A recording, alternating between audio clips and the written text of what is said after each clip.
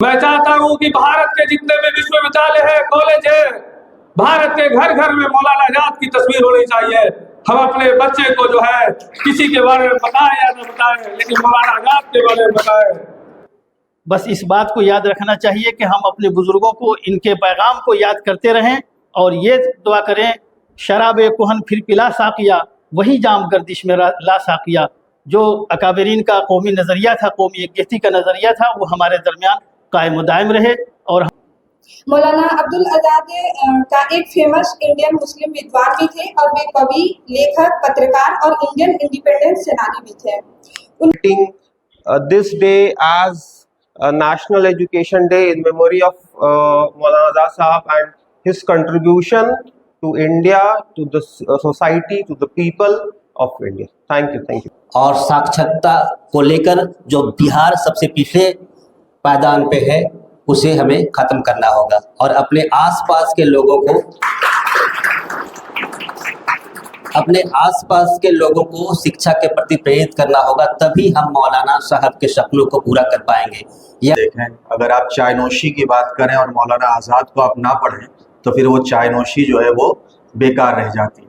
अक्सर आपने चाय के बारे में सुना होगा कि चाय लबरेज हो, लबसोज हो, लबदोज हो, यानी लबरेज हो मतलब वो भरी हुई हो, लबालब हो, है ना।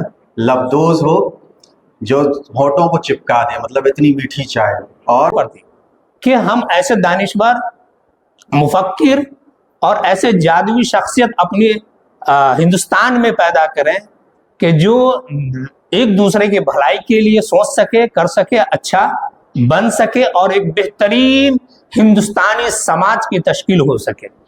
जब मैं इल्मी असनाफ को देखता हूँ, तारीख को देखता हूँ और मौलाना अबुल कलाम आजाद को देखता हूँ, तो हर फन गोया मोहताज नजर आता है कि काश मौलाना अबुल कलाम आजाद का मुश्कबार कलम मुझे छू दे और मैं मुअक्कर हो जाऊं और मैं तमाम।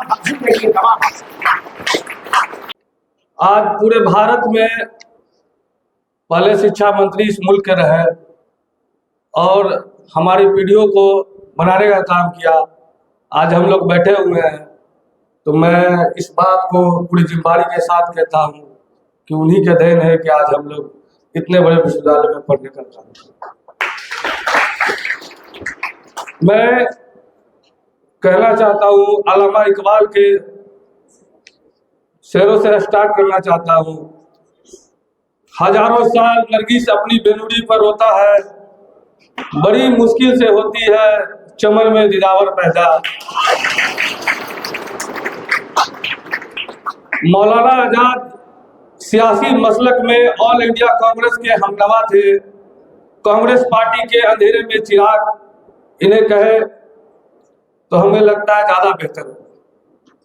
इसलिए गांधी जी कहा करते थे, हमारे तमाम फैसले मौलाना के मुशावरत के बगैर नामुकम्मल होंगे। और ये कहा करते थे, मौलाना इंडियन कांग्रेस के आला तरीन सरदार है और हिंदुस्तानी सियासत के मुताला करने वाले हर एक शख्स को चाहिए इस हकीकत को नजरअंदाज न करे। मौलाना आजाद के शख्सियत को एहतराम करते हुए पंडित नेहरू ने कहा, मैं सियासत का तालीम इल्म हूँ। मैंने सियासत की किताबें हिंदुस्तान में सबसे ज्यादा पढ़ी है, लेकिन जब मैं भारत आकर, हिंदुस्तान आकर मौलाना आजाद से मिला तो मुझे लगा कि वो हमसे बहुत आगे है।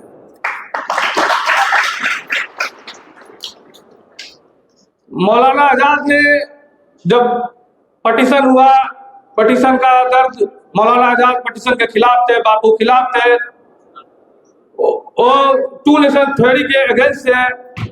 मौलाना आजाद ने लाखों लोगों के जमावड़े के बीच जामा मस्जिद से कहा, जिस तरह से धार्मिक मतभेदों को भड़काया गया, अनिवार्य रूप से उसी के कारण वह तबाही हुई जिसे हमने आंखों से देखा है। दुर्भाग्य से हम अभी भी कुछ जगहों पर इसे देख रहे हैं और यह भीषण त्रासदी है कि यह हमारे मुल्क में आज भी दिख रहा है। उन्होंने कहा कि मेरे कौम के लोग तुम कहाँ जा रहे हो, अपनी आंखें ऊपर उठाओ और जमा मस्जिद की मीनारें तुमसे सवाल पूछती है, तुमने अपने इतिहास के गौरवशाली पन्ने कहाँ खो दिए हैं।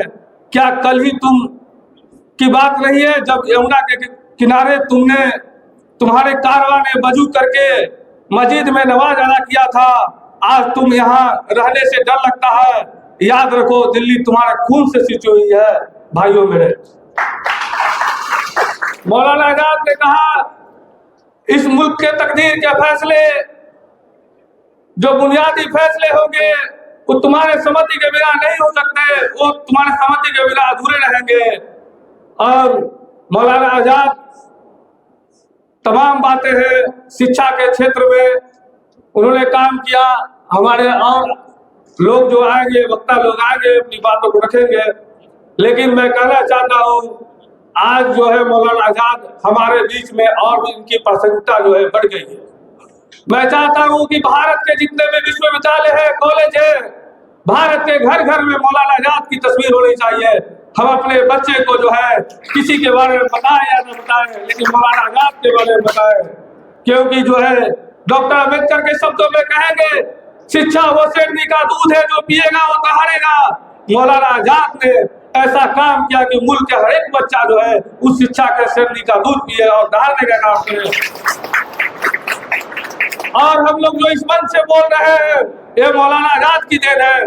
मैं आज भी अपने सीना चौड़ा करके कहता हूँ कि हम जो है मौलाना आजाद के विरासत को आगे बढ़ाएंगे, उसकी ताकत को आगे बढ़ाएंगे। ये हम संकल्प लेते हैं। बहुत शुक्रिया, बहुत धन्यवाद।